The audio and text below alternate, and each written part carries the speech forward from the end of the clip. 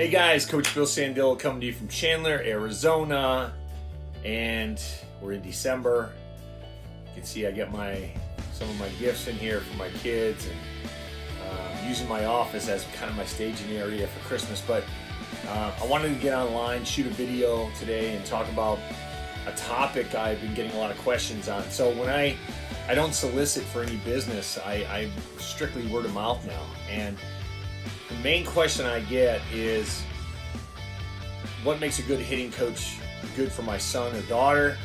And tell me why other hitting coaches fail, in my experiences. And I'm gonna give you some back history of who I am, and then I'll give you my opinions in my experiences and why I think hitting coaches fail overall. So go ahead and stay tuned and like and subscribe if you like the videos, and let's dive into this, guys. Okay, so in my opinion, why do hitting coaches fail? Why do youth hitting coaches fail or pro hitting coaches fail? And if you look at the state of today's game, Aaron Judge is big. Everybody's talking about teacher man and all that.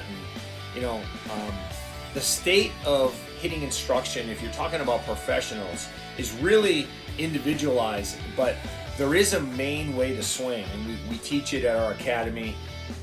Teacherman has been good of getting the exposure out for a deep barrel turn, but I think it's all individualized. I've been criticized online by Jeff Fry as not being a good hitting, not being a good hitter growing up. But if you look at my stats growing up when I played, whether that be high school, college, semi-pro, or independent pro, I was a very good hitter. So I did some things in baseball, but here's what I tell people. It isn't about me. As good as a hitter as I thought I was, I couldn't crack into the higher levels of professional baseball, and that's okay. I dedicated my time to studying the swing. As a lot of guys online talk about, they study the swing, they look at video, they look at the old timers, they look at what's relevant in today's game.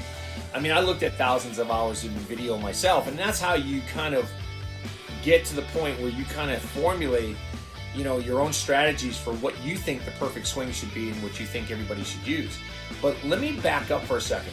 I spent 15 years in the minor leagues, and I wore every hat imaginable, from working in the front office to director of stadium operations, from building a new AA stadium where I was the director of that entire stadium, to being an assistant general manager, to working in the front office as traveling secretary to the minor leagues. I wore every single hat I could in the minor leagues, including being a coach on the field, including bullpen catcher, BP thrower. I set up hitting practice every day. I did a lot. Being at the ballpark from 7 a.m. to 10 o'clock at night in a 10-game homestand, I can tell you many times I've slept at a stadium, only to get up the next day and just do it all over again like Groundhog Day. But here's what I've learned, because I've listened to a lot of good hitting instructors, I've listened to a lot of good pitching instructors, and I've even worked with a lot of guys that are playing or did play in the big leagues. Torrey Hunter, Todd Walker, Colton Wong, just to name a few. But I also, when I started my company, Predator Performance Sports Management, back in '96, I met a guy named Frank Robinson. And Frank Robinson, as you know, is a Hall of Famer. And I met Frank when I was working as his assistant in the Arizona Fall League, where we only had the top professional players in all of baseball on their way up, right?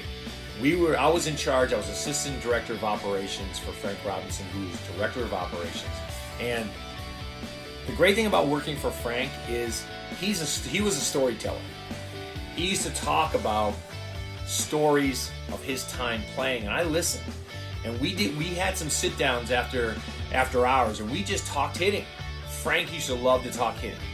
The one thing he said, which still resonates today, is that success leaves clues. All good hitters do something very, very special and very, very individualized. Now think about that statement for a second.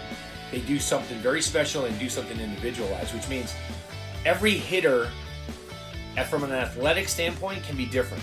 You look at Barry Bonds, you look at Ken Griffey Jr., and I even talked to Ken Griffey Sr. about this, about his son growing up and his natural ability to hit a baseball, which you can't quantify.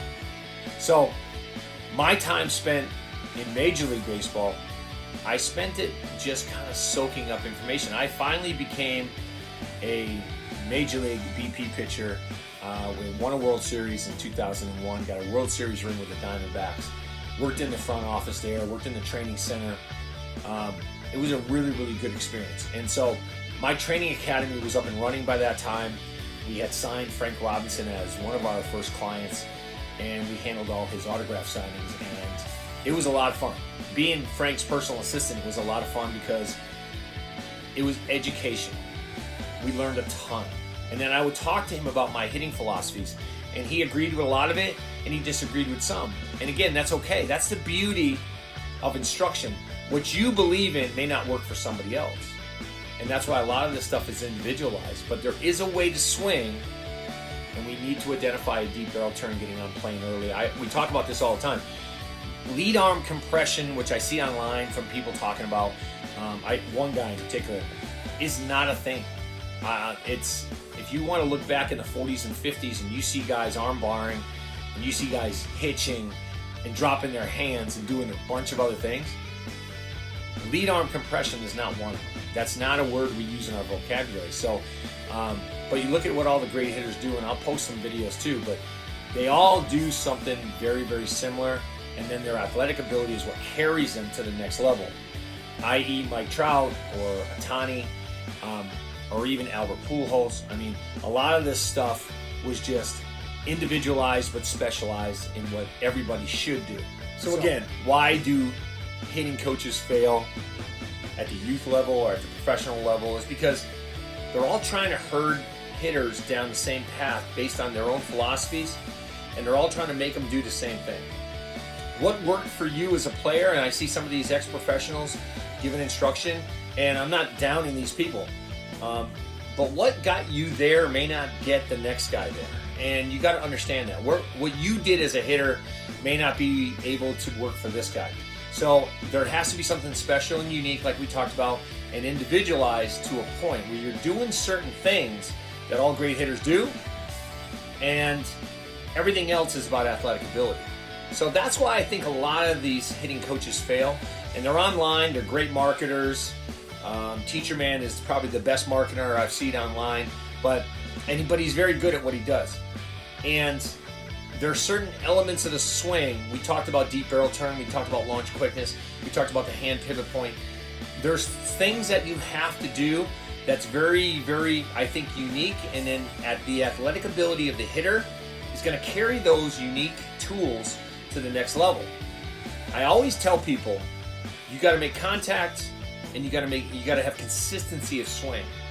But the one thing we don't talk about in the box is that you got to make good decisions. Ted Williams said this. Frank Robinson has said this. You have to select good pitches. That means you have to make good decisions on what you want to swing at. You can have the best swing, the best mechanics, and you can do all the great things that the great hitters do, but if you don't make great decisions, you're going to struggle in the box. So that's a main component. We call that the athleticism. That's why we talk about individualized stuff. That's an individualized category. You got to make great decisions. And so once you have all those components, you can build on those components. You can build strength, mobility, and then just become the best hitter you can possibly be. There's no guarantees in baseball, just like there's no guarantees in life.